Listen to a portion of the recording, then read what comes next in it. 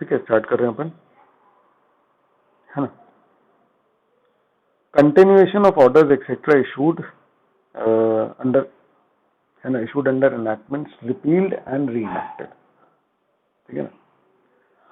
तो कोई enactment repeal हुआ और री इनैक्ट हो गया, आ रहा है समझ में? कोई एनैक्टमेंट रिपील हुआ और री इनैक्ट हो गया, तो उसके जो ऑर्डर्स वगैरह हैं जो उसमें इशू हुए उनका कंटिन्यूएशन होगा या नहीं होगा, ये इससे बात है। तो अगर कोई भी सेंट्रल एक्ट जो है वो रिपील हुआ और री इनैक्ट हुआ, है ना, विद और विदाउट मॉडिफिकेशन, देन, है ना, है ना, कोई भी सेंट्रल एक्ट या रेगुलेशन, कोई भी सेंट्रल एक्ट रिपील हुआ री इनैक्ट हुआ तो, है ना, एनी अपॉइंटमेंट, है ना, एनी ऑर्डर, तो एनी ऑर्डर या रूल वगैरह, है ना, issued under the repealed act shall, है ना, continue in force,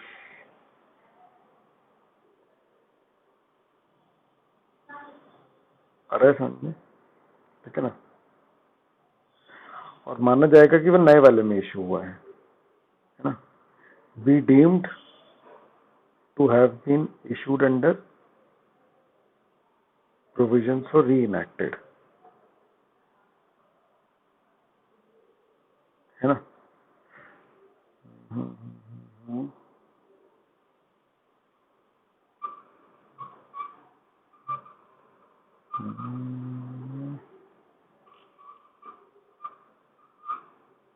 चल ठीक है, इस पूरे पैराग्राफ में सबसे मेन यही बात है जो मैंने हाईलाइट करी है, एक बार ध्यान से देखो जरा क्या बोल रहा है, ठीक है। इसको ऐसे लिख सकते हैं अपन अलग से कि, है ना, अगर कोई एक्ट, है ना, रिपील हुआ फिर री इनैक्ट हुआ, है ना,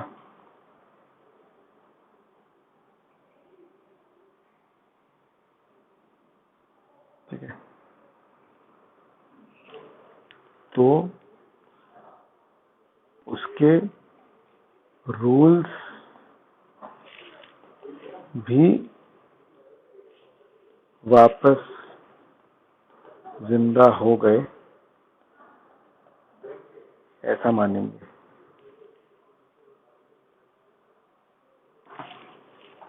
अनलेस स्पेसिफिकली, है ना, किसी रूल को कैंसिल किया गया हो।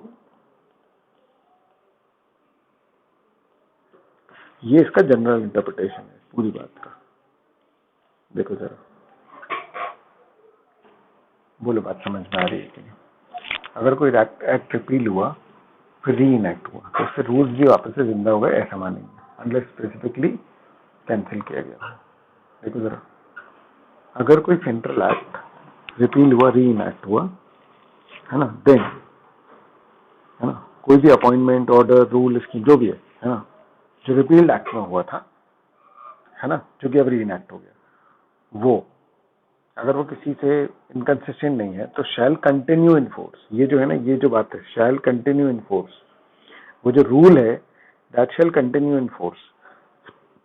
और ऐसा मान लेंगे, उसका डीमिंग सेक्शन क्या बोल रहा है कि ऐसा मान लेंगे कि वो नए री इनैक्टेड एक्ट में ही इशू हुआ है। बोलो गाइस, समझ में आ रहा है कि नहीं आ रहा?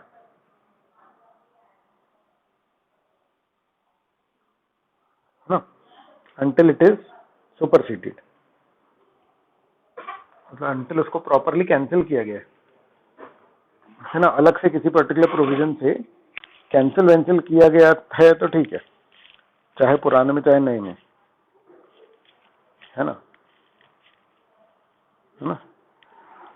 सुपरसीडेड बाय, है ना, एनी ऑर्डर, है ना, अंडर री इनएक्टेड प्रोविजन, है ना। And when any central act, ये अलग बात है, when any central act which by notification under 5A schedule district 18 has been extended to any local area by subsequent notification being withdrawn from and reenacted to such area, the provision shall be deemed to have repealed and reenacted in such area or part within the meaning of this section। तो मतलब वो area wise भी बोल रहा है कि अगर किसी एरिया से हटा और फिर वापस से री इनैक्ट हुआ, ठीक है ना, ठीक है, तो वो भी री इनैक्टेड के हिसाब से उसका एरिया पकड़ लेगा, मतलब, ठीक है ना। मतलब एरिया पे भी डायरेक्ट अलग से प्रोविजन बनाने का नीड नहीं है, उसका भी इंटरप्रिटेशन आप यहीं से उठा लेंगे, वो ये बोल रहा है। देखो, जैसे एक शेड्यूल डिस्ट्रिक्ट एक्ट बना था, समझ आ रहा है, ठीक है ना, और लॉ ने उसका एरिया ही एक्सटेंड कर दिया, तो वो एक्सटेंडेड तरीके से चलेगा,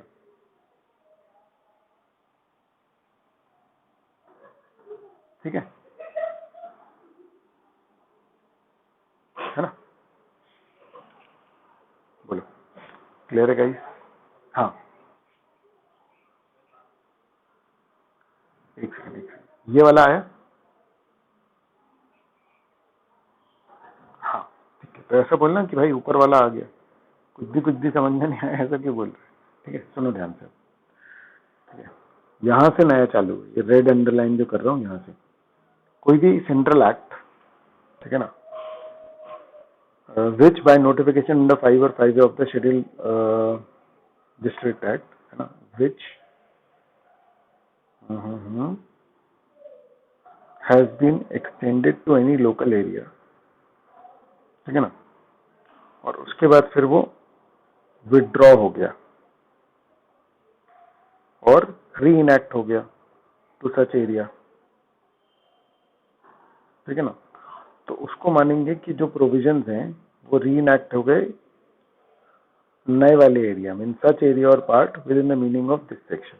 बेसिकली इसका ओवरऑल मीनिंग लेकर के जाओ कि अगर डिस्ट्रिक्ट का एरिया बढ़ गया तो नए एरिया के हिसाब से वो लागू होगा, समझ रहे, ठीक है, कि उस डिस्ट्रिक्ट पे लागू हो रहा है तो डिस्ट्रिक्ट का जो एरिया उसके हिसाब से वो लागू होगा, ठीक है ना। बहुत खास बात नहीं है ये, समझ आ रहा है, ठीक है ना।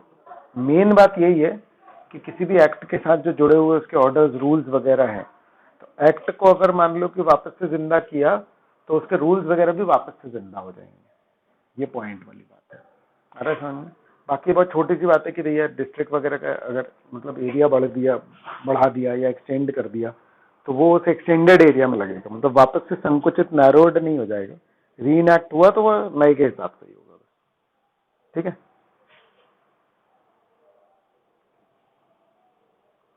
ना। सबके क्वेश्चंस देखते जाना।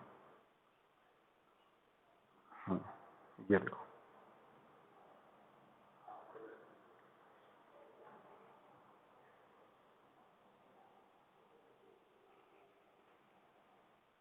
हाँ बेटा, हाँ ठीक है, अगर कोई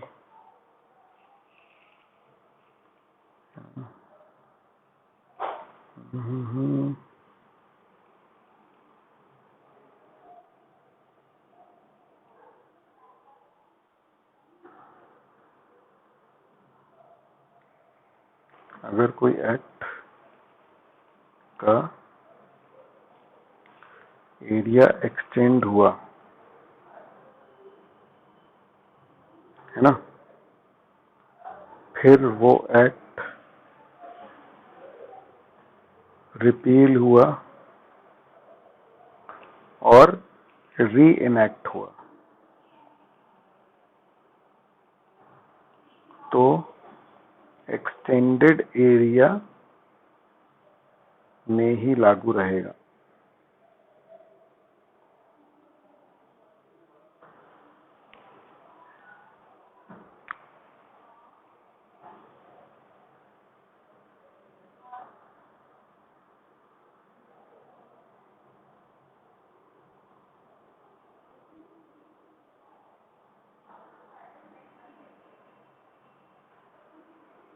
ठीक है,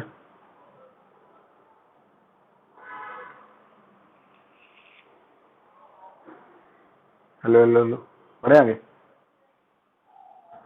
चलो अब रिकवरी ऑफ फाइन, ठीक है ना। तो section 63 to 70 of IPC and the provisions of Code of Criminal Procedure for the time being in force in relation to the issue and the execution of warrants for the levy of fines shall apply to all fines imposed under Act, Regulation, Rule, Bylaw unless the Act contains provision to the contrary। क्या बोल रहा है? कह रहा है IPC के 63 to 70 में, है ना, और जो प्रोविजन है कोड ऑफ सिविल प्रोसीजर के, है ना, ठीक है, for the time being in force in relation to the issue, है ना, and execution of warrant for levy of fine shall apply to, ठीक है, all fines under any act और रेगुलेशन, ठीक है, अनलेस द एक्ट अलग से नहीं करे। बेसिकली देखो, वो कह रहा है कि आईपीसी और कोड ऑफ क्रिमिनल प्रोसीजर में ना, इनमें दिए हैं मैनर ऑफ कलेक्शन टाइप का, कि फाइन लगाएंगे तो कैसे वसूलेंगे। अब क्या है कि देखो, जैसे कंपनीज एक्ट है, उसने फाइन लगाया कि कंपनी के ऊपर फाइन लग रहा है, आ रहा है समझ में, ठीक है ना। अब कंपनी के ऊपर फाइन लग रहा है लेकिन कंपनी वाले दे नहीं रहे, समझ आ रहे हैं, तो क्या होगा, कंपनी लोग के ऑफिस से बंदे जाएंगे, उनको मार पीट के भगा दिया। मतलब मेरा पॉइंट समझ रहे हो, ठीक है ना, कि आईपीसी और कोड ऑफ क्रिमिनल प्रोसीजर के जो हैं, समझ रहे, उसके जो वारंट्स और वो सब जो है ना, फाइन लगाने के तरीके, वो हर एक्ट में लग जाएंगे।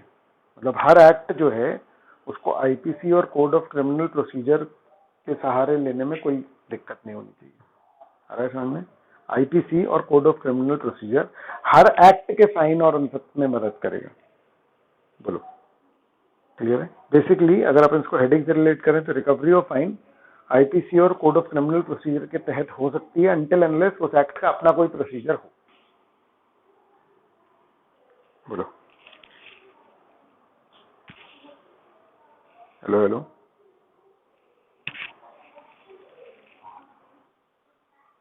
हाँ, आईपीसी और कोड ऑफ क्रिमिनल प्रोसीजर जो है, ठीक है ना, इसके तहत जो भी वारंट्स वगैरह इशू होते हैं ना, है ना, वो हर एक्ट के पेनल्टी और फाइन्स और वारंट्स में हेल्प करेगा। बेसिकली तुम इसको ऐसे सिंपल और सिंपल तरीके से लिख सकते हो कि आईपीसी और code of criminal procedure her act के फाइन्स और उनमें हेल्प करेगा।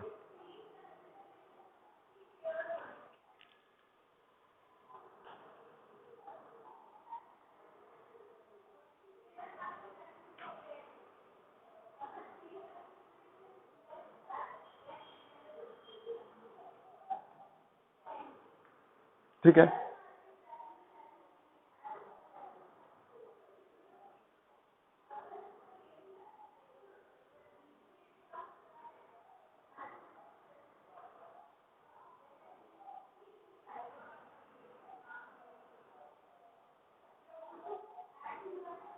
ठीक है। फिर अब provision as to offences punishable under 2 और मोर एनैक्टमेंट्स, ठीक है। अब where an act or omission constitute an offense under 2 or more enactments, then the offender shall be liable to be prosecuted and punished under either or any of those enactment, but shall not be liable to punish twice for the same offense। बहुत simple है, आप लोग खुद ही इसको interpret कर सकते हैं। मुझे बताएं क्या मीनिंग है इसका।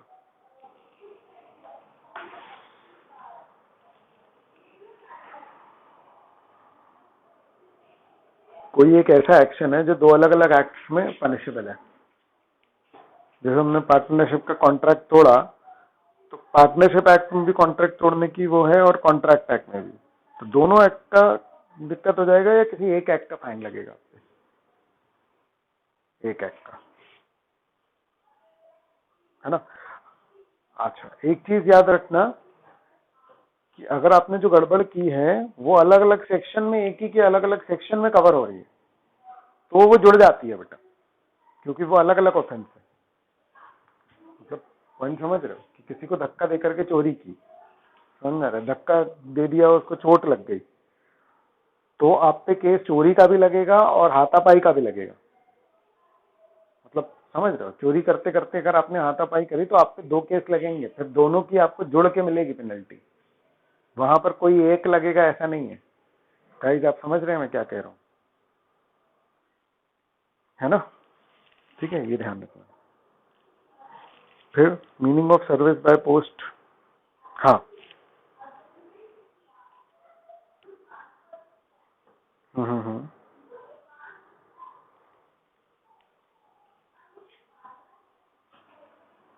नहीं नहीं नहीं, ये 2 अलग अलग एनैक्टमेंट्स की बात कर रहा है। और नॉर्मली अगर कंपनीज एक्ट की अपन बात करेंगे तो एक ऑफेंस पे 2 पेनल्टीज नहीं है। मैं वही कह रहा हूँ कि अगर आपके एक ही एक्ट में 2 अलग अलग पेनल्टीज है ना, तो वहां पर चांसेस 99.9% चांसेस बात कहें कि वो 2 अलग अलग ऑफेंसेस हैं। बहुत बारीक डिफरेंस हो सकता है, वहां वो जुड़ ही जाएंगे, क्योंकि कंपनीज एक्ट में एक ही ऑफेंस के लिए 2 पेनल्टीज तो नहीं है कहीं पर।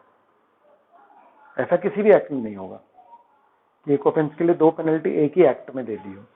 Rarest of the rare case में अगर ऐसा होता है तो फिर एक ही लगेगा, लेकिन ऐसा हो ही नहीं सकता है। मतलब क्योंकि वो एक एक्ट के लिए 2 पेनल्टी क्यों बोलेगा? मतलब समझ आ रहा है मैं क्या बोल रहा हूँ, है ना? अगर 2 में हो रहा है तो कितना ही बारीक हो वो डिफरेंस जरूर होगा, ये समझ लो। ठीक है, ठीक है ना? चलो, अब meaning of service by post. तो अगर किसी सेंट्रल एक्ट में, अगेन है ना, वेर एनी सेंट्रल एक्ट, है ना, requires any document to be served by post, है ना, then the service shall be deemed to be effected by properly addressing, prepaying and posting by registered post, है ना, and to have been effected at the time at which the letter would be delivered,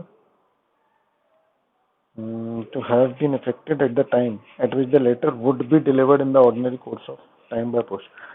ठीक है, बहुत ध्यान से समझो। वो कह रहा है कि अगर आपको कभी बोला ना कि पोस्ट से भेजना, तो पता चला तुमने उसमें टिकट ही नहीं लगाई, टिकट नहीं लगाई तो वो पहुंचेगा ही नहीं कभी।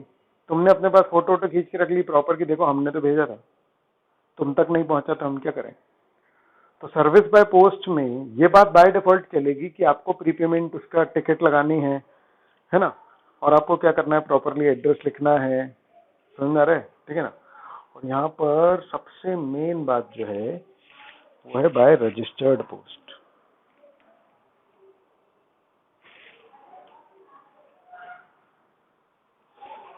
अरे सर, मतलब कि रजिस्टर्ड पोस्ट जो है ना, उसका मतलब ये होता है कि भाई थोड़े से पैसे ज्यादा लगते हैं रजिस्टर्ड पोस्ट में, लेकिन उसी बंदे के पास पहुंचती है चिट्ठी। स्पीड पोस्ट नहीं बोल रहा है, स्पीड भी रजिस्टर्ड होता है ऑटोमेटिकली, स्पीड कर सकते हो, लेकिन रजिस्टर्ड तो होना ही चाहिए कम से कम। To have been effected at the time at which the letter would be delivered in the ordinary course of post, है ना? तो क्या बोल रहा है वो? कह रहा है कि अगर आपको पोस्ट की जिम्मेदारी दी गई है तो उसका एड्रेसिंग, प्रीपेइंग और रजिस्टर्ड पोस्ट से भेजना, ठीक है ना, और इतने टाइम पहले भेज देना कि ऑर्डिनरी पोस्ट में वो ऑर्डिनरी टाइम पर पहुंच जाए। मतलब समझ रहा है? उस वक्त पे भेजना जिस तरीके से ऑर्डिनरी टाइम में वो पहुंच जाए। समझ आ रहा है? मतलब बहुत बेसिक बेसिक सी बातें हैं कि भाई पोस्ट करते समय कोई चालाकी नहीं। आपको पता है कल पोस्ट पहुंच नहीं पाएगी अगर आप आज पोस्ट करोगे तो ऐसे नहीं पोस्ट करना है आपको। अरे हाँ, ठीक है ना? फिर से रीड करो इसको। वेयर एनी सेंट्रल एक्ट और regulation made after the commencement of this act authorises required to be document. किसी भी एक्ट में अगर बोला है कि आपको पोस्ट से डॉक्यूमेंट सर्व करना है, ठीक है ना, तो अब सर्व का मतलब गिव, सेंट या जो भी है ना, तो है ना, तो सर्विस करना मतलब पोस्ट से सर्विस करने का मतलब ये है कि भैया प्रीपेइंग आपको करना पड़ेगा। प्रीपे मतलब कि टिकट सही लगानी पड़ेगी, रजिस्टर्ड से भेजना पड़ेगा, समझ में आ रहा है? वो जो लेटर है, समझ में आ रहा है? और रीजनेबल टाइम के अंदर अंदर भेज देना होगा एक तरीके से। बोलो, समझ में आ रहा है? हर टॉपिक के नीचे बेटा उसके आए हुए क्वेश्चंस लिखे हुए हैं आरटीपी में और उसमें। Hello hello hello.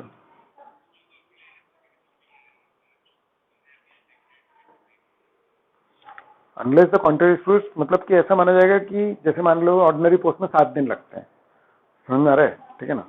तो आपको अगर 7 दिन बाद की डेट है तो आप अभी भेज दो, समझ में आ रहा है? उसमें 1-2 दिन एकदम लास्ट एंड में पहुंच करके नहीं करोगे, ठीक है? मतलब उसको सफिशिएंट टाइम दोगे पहुंचने का जितना ऑर्डिनरली लगता है, ऐसा वाला। ऑर्डिनरी कोर्स ऑफ बिजनेस में आप करोगे, स्पेशल कोई क्रिएशन नहीं होना चाहिए, समझ रहा है? कि आपने स्पेशल करके अगर मतलब बिल्कुल लास्ट एंड में आप रोके रहे और स्पेशल तरीके से आपने भेजा, आपने बोला हमने भेज दिया था, पोस्ट वाले 7 दिन में पहुंचा रहे तो मेरी क्या गलती? क्योंकि भैया वो अगर 7 दिन में ही पहुंचता है तो कायदे से आपको 7 दिन पहले भेजना चाहिए था, ऐसा। ठीक है,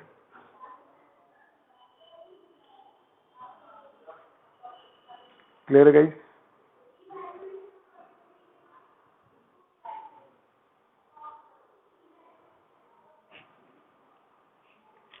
पढ़े अब साइटेशन।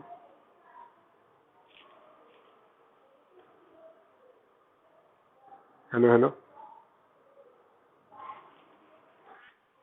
साइटेशन बेसिकली मतलब देखो, साइटेशन वर्ड यूज होता है केस क्लॉज के लिए, ठीक है?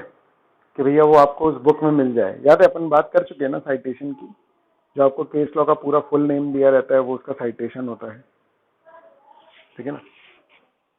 तो देखो है ना, इन एनी सेंट्रल एक्ट और regulation and in any rule, by law, instrument or document made under or with reference to any such act or regulation, any enactment may be cited by reference to the title or short title if any, and are provided thereon by reference to the number and year thereof, and any provision in an enactment may be cited by reference to the section or subsection of the enactment in which the provision is contained। तो ये भी address की ही बात कर रहा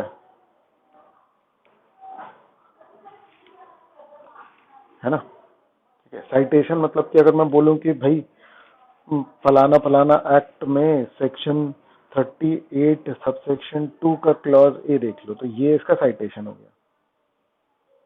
जैसे case law का citation होता है वैसे ही एक्ट में साइटेशन होता है। साइटेशन मतलब कि उसका टाइटल और उसका ईयर अगर है तो, और उसका सेक्शन और उसका सबसेक्शन और उसका क्लॉज, इस तरीके से आप उसका साइटेशन लिखेंगे। साइटेशन मतलब एड्रेस। ये एक साइटेशन है जो मैंने लिखा है, आ रहा है समझ में?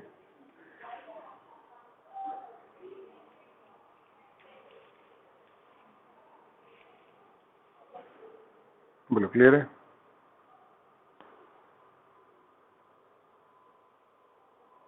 हेलो, है ना? Construction of citation of a portion, है ना? इन दिस एक्ट और कोई भी central act made after the commencement this, ठीक है ना?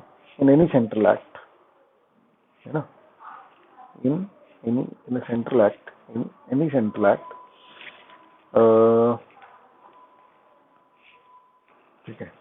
अ description, a citation of a portion of another enactment shall, है ना? अगर किसी एक्ट में किसी दूसरे एक्ट का कोई सेक्शन दिया है ना? तो उसको कैसे अपन मीनिंग निकालेंगे, इंटरप्रेट करेंगे? As including the word section और अदर पार्ट, है ना, मेंशन्ड और referred to as forming the beginning and as forming the end of the portion comprised in the description or citation। खतरनाक कह रहा है अगर किसी दूसरे सेक्शन का हो तो उसका शुरू से लेकर एंड तक पूरा लेना, ठीक है? वो जो पोर्शन है पर्टिकुलरली, ध्यान से देखो,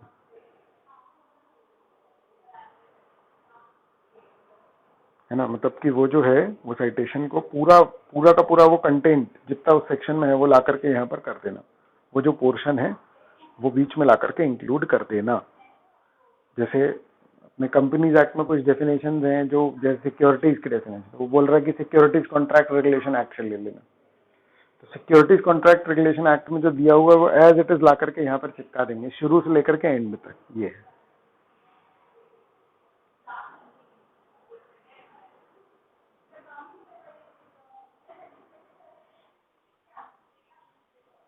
क्या?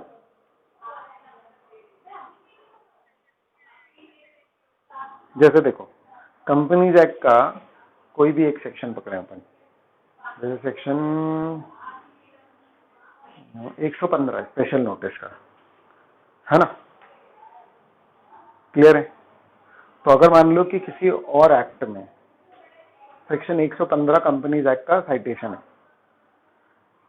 है ना, तो वो स्पेशल नोटिस का पूरा प्रोविजन शुरू से एंड तक उठ करके उस वाले एक्ट में चला जाएगा जिसमें ये रेफरेंस है। मतलब बहुत कॉमन ऑब्वियस सी बात है, कुछ ऐसा अलग सा नहीं है वो, समझ आ रहा है? ठीक है, लेकिन वो कह रहे हैं कि स्पेशल नोटिस को आधा अधूरा मत पढ़ना, फिर वो पूरा का पूरा लागू होगा वहां पर, समझ आ रहा है? मतलब बहुत ऑब्वियस वाली ही चीज होगी जब एक्चुअल एक्ट में आएगा, समझ आ रहा है? ऐसा नहीं हो कि स्पेशल नोटिस रेफर किया है तो तुमने उसकी 2 लाइन उठा करके इंटरप्रिटेशन करने लग गए, नहीं। अरे समझ में, तुम्हें पूरा वो उठाना पड़ेगा, है ना? पूरा वो पोर्शन वहां से उठाना पड़ेगा। बोलो, क्लियर है?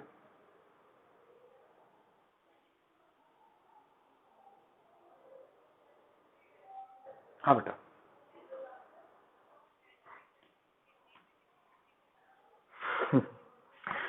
ठीक है, बनाना पड़ता है इसको।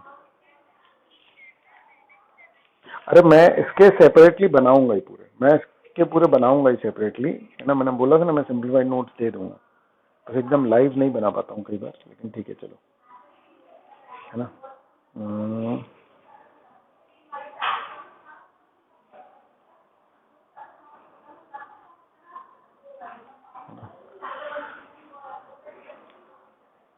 अगर किसी एक्ट में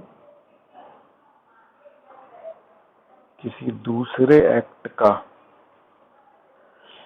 दूसरे एक्ट के किसी सेक्शन का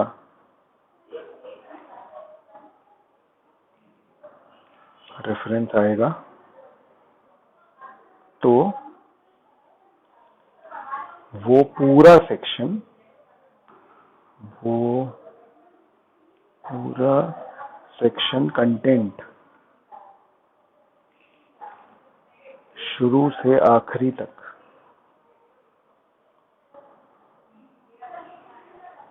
यहाँ एक्ट में लागू होगा। मतलब ये बहुत ऑब्वियस वाला है एक्चुअली, ठीक है? ये परफेक्ट नहीं है लेकिन ठीक है, इससे तुम्हारा काम चल जाएगा।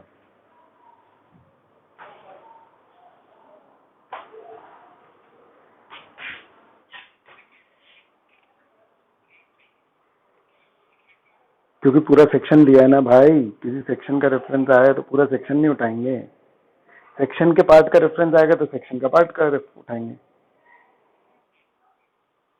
है ना?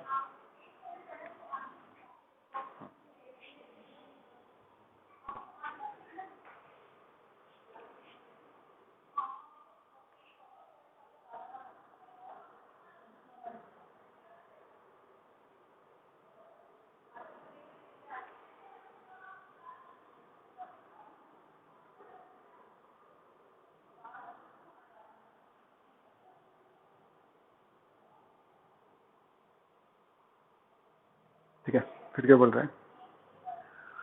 Saving for previous enactment rules and bylaws. The provision of this act representing the construction of acts, है ना? The provision of this act, है ना, shall not affect the construction of any act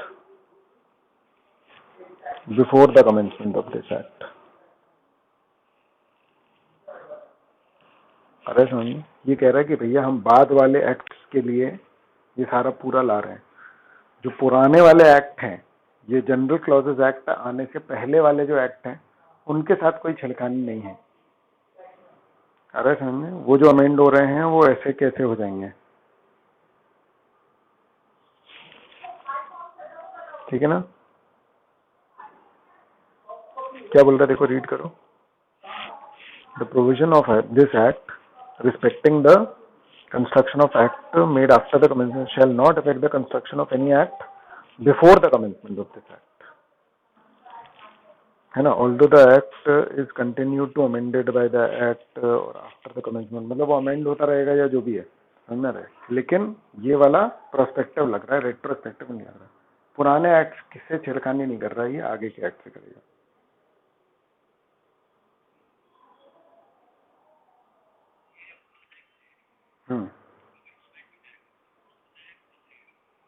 नहीं, अमेंड होगा तो पूरा act अगर नया आया तो फिर वो इसके हिसाब से आएगा, है ना? अगर उसी में अमेंडमेंट हो रहा है तो फिर उसको नहीं छेड़ेगा ये जनरल क्लॉजेस, क्योंकि एक्चुअली क्या किया था। हाँ, नहीं समझा मैं, फिर से बोलो।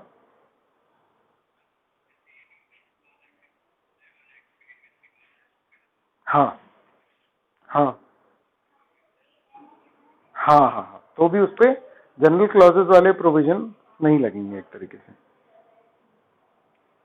है ना? तो अगर ध्यान से नोटिस करो तुम तो 1868 वगैरह से हैं इसके प्रोविजन लागू, है ना? तो कॉन्ट्रैक्ट एक्ट तो अपना कवर है, मतलब और पुराने होंगे तो उन पे नहीं लगेगा, है ना? ठीक है। एक सोसाइटीज एक्ट है 1860, उस पर नहीं लगेगा शायद। चलो ठीक है।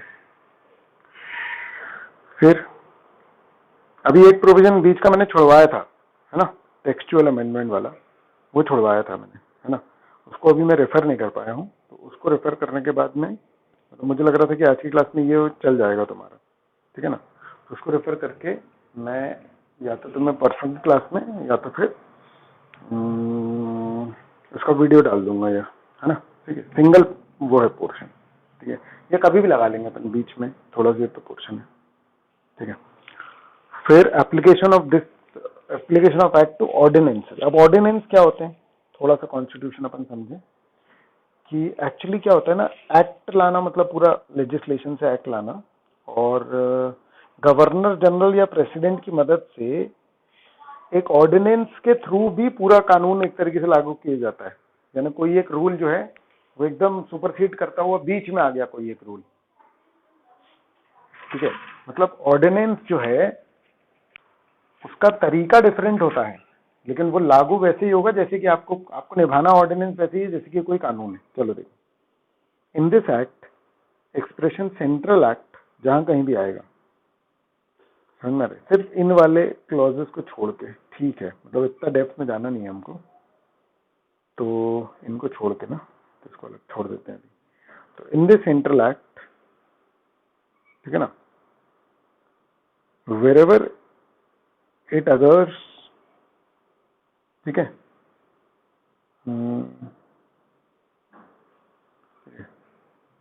इस एक्ट में कहीं पर भी सेंट्रल एक्ट आएगा तो क्या मानेंगे अपन कि ऑर्डिनेंस भी उसमें शामिल है बाय द गवर्नर जनरल, ठीक है।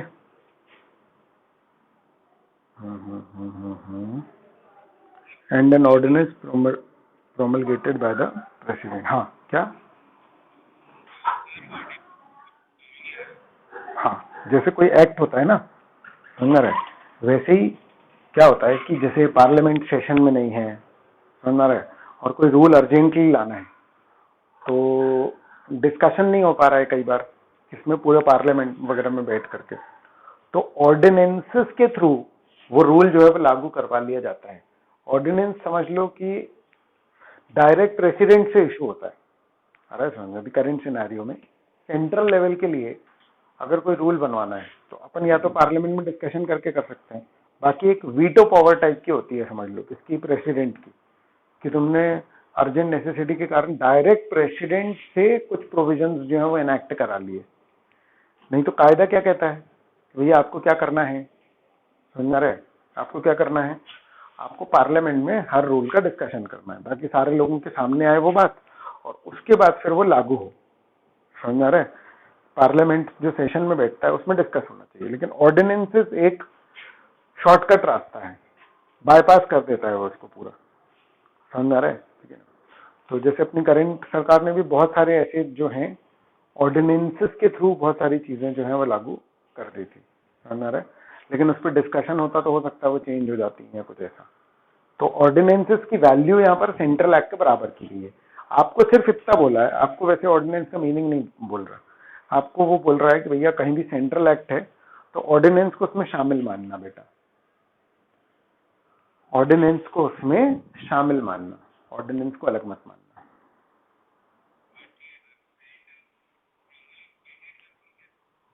प्रोमलगेटेड मतलब प्रमोटेड, इशूड मतलब उसका सिंपल ग्रामेटिकल मीनिंग है, मतलब अरे समझ, ठीक है ना। इशूड कह लो, ठीक है ना। इसको आगे बढ़ाया किसने? प्रेसिडेंट ने। तो ऑर्डिनेंस बाय प्रेसिडेंट जो है, समझ में आ रहा है। और जो पुराने समय में गवर्नर जनरल, और स्टेट के केस में गवर्नर जनरल जो भी है, ठीक है ना। तो सेंट्रल एक्ट जो है, जहां भी वो सेंट्रल एक्ट यूज कर रहा है, तो आज के परिवेश में तो प्रेसिडेंट द्वारा पारित ऑर्डिनेंसेस भी सेंट्रल एक्ट की ताकत रखते हैं। ऐसा तो ये वाला एक्ट जहां जहां सेंट्रल एक्ट बोल रहा है तो ऑर्डिनेंसेस को भी इंक्लूड कर रहा है। बोलो क्लियर है?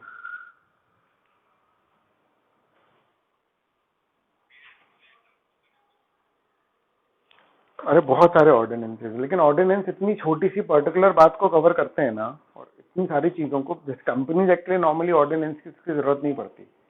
समझ में आ रहा है? तो और तुम लोग, बहुत सारे एक्ट हैं यार इंडिया में, समझ में आ रहा है। सरकार ने बहुत सारे ऐसे ऑर्डिनेंसेस पास किए। तुम इस बात को समझो कि ये गलत है, मॉरली एक तरीके से गलत का तरीका है ये। समझ में आ रहा है कि आपको पता है कि भैया आपकी मदद से, सरकार की मदद से प्रेसिडेंट का सिलेक्शन होता है, तो कई बार प्रेसिडेंट क्या है, किसके हिसाब से चलता है? पीएम के हिसाब से। पॉइंट समझ में आ रहा है? ओरिजिनली हम स्ट्रक्चर ऐसा चाहते नहीं थे, लेकिन ऐसा है, बन गया ये। समझ में आ रहा है? तो अगर मान लो कि गवर्नमेंट जब पार्लियामेंट में बैठती है, तो जो विपक्ष वाले रहते हैं उनके भी बहुत सारे सांसद रहते हैं ना, ठीक है।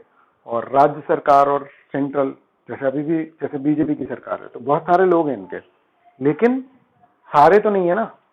बहुत सारी राज्य सरकारों में बीजेपी नहीं है, तो जब पार्लियामेंट में पास होता है तो सबकी सहमति होनी चाहिए, नहीं तो वो रूल पास नहीं हो पाएगा। लेकिन ऑर्डिनेंस के का तरीका अगर अपनाया जाए, समझ में आ रहा है, तो ये लोग बाईपास कर सकते हैं। तो पार्लियामेंट्री डिस्कशन अवॉइड करके सीधे वो लागू कर दिया। समझ में आ रहा है? इस तरीके से, ठीक है। तो शायद 370 में इसी तरीके का कुछ कुछ भी किया था इन्होंने, आ रहा है समझ में? ठीक है ना। जो ये कश्मीर वाला जो मैटर था, इसमें कुछ इस तरीके से किया था उन्होंने, ऑर्डिनेंस वगैरह पास करके। वो बहुत खतरनाक तरीके से किया था, मतलब, ठीक है ना। गलत क्या होता है ना कि ये देखो, समझो, इमरजेंसी के लिए तो बनाना पड़ेगा ना। मान लो कोरोना वायरस आ गया तो भाई पार्लियामेंट का सेशन बैठ नहीं सकता, लेकिन कोई रूल बनाना कंपलसरी है, तो क्या क्या करेंगे फिर? अरे सर, तो फिर तो अपने पास कोई पावर मेकिंग वो होनी चाहिए ना। तो ये उसके लिए है, ये है कि इसका मिसयूज हो सकता है, पावर बड़ी है और पर्पस भी सही है, लेकिन बस मिसयूज हो सकता है। खैर अपन लोग कहाँ पर है, मतलब अपने को है नहीं ना पूरा ऑर्डिनेंस की डिटेलिंग नहीं है अपने को, ठीक है बेटा, है ना। तो अब एक, अरे अपने आप ही बंद हो गई, ठीक है। तो एक अपना बस सेक्शन बचा हुआ है, समझ में आ रहा है? सिर्फ एक प्रोविजन बचा हुआ है, वो मैं करवा दूंगा तुम लोग को। क्लियर है बेटा? मैक्सिमम मेरे हिसाब से खींच के 8 से 10 नंबर का हो सकता है इसका वेटेज, मैक्सिमम। इतना भी नहीं होना चाहिए, समझ रहे? क्योंकि देखो 4 नंबर, 4, 2, 3 कितने का भी आ सकता है। अबे तो डिपेंड करता है ना तुमको कैसा क्वेश्चन आएगा। 2 नंबर 4 नंबर के वेटेज के साथ नहीं आएगा भाई मेरे, एमसीक्यूज भी आते हैं इसमें, समझ में आ रहा है? तो वो 10 नंबर का इस चैप्टर में से कवर करना है, 8 से 10 नंबर का। वो कैसे कवर करते हैं वो उनकी मर्जी है, मतलब मेरा पॉइंट समझ रहा है? हो सकता है 3 नंबर का एक क्वेश्चन हो, है ना। 3-3 नंबर के आ रहे हैं आजकल क्वेश्चन। अपन एग्जाम का वो उठा करके देखेंगे ना, चिंता मत करो, अपन एक बार आरटीपी और वो सारा पूरा कुछ देख लेंगे, ठीक है? ठीक है, चलो। हाँ बेटा।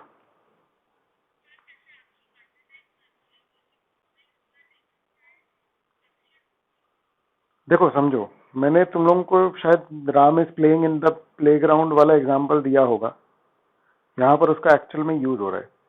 तो वो जो एक्सेप्शंस हैं वो आपको बताने पड़ते हैं। इंटरप्रिटेशन के लिए आप उसको यूज कर सकते हो, लेकिन जब आप एग्जाम में लिखोगे ना तो आपको थोड़ी बहुत चीजें लिखनी पड़ेंगी।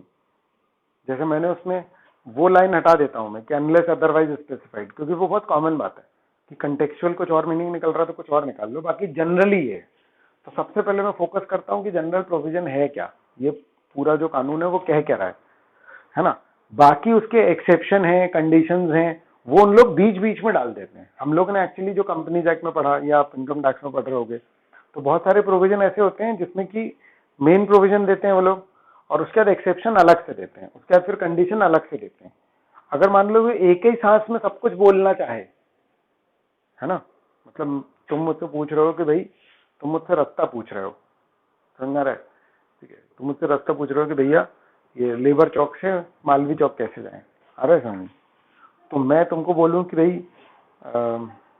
है ना, कि तुम लेबर चौक में खड़े हो, है ना, तो इस दिशा की तरफ पीठ किए हुए, इस दिशा की तरफ मुंह किए हुए, समझ रहे, वहां से तुम इतने इतने कदम चलोगे, समझ रहे, तो लेफ्ट में, लेफ्ट मतलब बाएं, तो मैं बाएं का पहले तुमको मीनिंग बता दूं, फिर मैं बोलूं लेफ्ट में सुभाष मेडिसिन पड़ेगी। वो सुभाष मेडिसिन नहीं जो तुम थोड़ी पहले पड़ेगी, बाद में, और उसकी भी दो दुकानें हैं, समझ रहे, एक थोड़ी आगे है लेकिन हम उसकी बात नहीं कर रहे हैं। अरे मतलब तुम समझ रहे हो कि मैं जब तुमको बता रहा हूं तो सीधे सीधे ऐसे नहीं कि सुभाष मेडिसिन से राइट ले लेना फिर लेफ्ट ले लेना, ऐसे नहीं। मैं बीच बीच में पढ़ने वाले हर वर्ड को, हर सिचुएशन को, उसमें जो भी एक्सेप्शन लग रहे हैं उनको भी एक्सप्लेन करता जाऊं, तो मेरी मेन बात छुप जाती है इतने सारे कंटेंट में। तो मैं पहले क्या करता हूं, मेन बात करता हूं, लेकिन वो एडिशनल बातें भी करनी, उनमें से कुछ बातें जो है वो इंपॉर्टेंट हो जाती हैं। मेरा पॉइंट समझ रहे हो कि इंटरप्रिटेशन के लिए सही है, लेकिन एग्जाम में सिर्फ उतना नहीं लिख सकते, आपको कुछ बातें एडिशनली लिखनी पड़ेंगी। समझे कि नहीं बताओ, है ना, ठीक है। चलो तो कल करते हैं अपन, ठीक है, छोटा सा लाइन बचा हुआ है ना, ठीक। अबे ये 4 लाइन का है, 5 मिनट भी नहीं लगेगा, समझ रहे, बस उसमें थोड़ा सा डाइस ही था, इसीलिए मैं इसको पेंडिंग रखा हुआ था, ठीक है ना। नेगोशिएबल तुमको अदिति मैम पढ़ाएंगे, और दूसरा कि इंडियन कॉन्ट्रैक्ट एक्ट वो बाकी लोगों का नहीं हुआ है ना, तो वो जो है वो मैं मतलब अगर अदिति का ये नेगोशिएबल इस टाइम पे स्टार्ट होगा तो मैं इंडियन कॉन्ट्रैक्ट एक्ट के लिए ऑल्टरनेट टाइम ले लूंगा, आ रहा है सामने, ठीक है। तो मतलब इंडियन कॉन्ट्रैक्ट एक्ट चालू कर लूंगा मैं फिर, ठीक है ना। अदिति मैम पढ़ाएंगे, है ना, ठीक है। हम्म, चलो ठीक है गाइस, चलो बाय बेटा, बाय बाय, बाय बेटा, बाय बेटा, बाय बाय।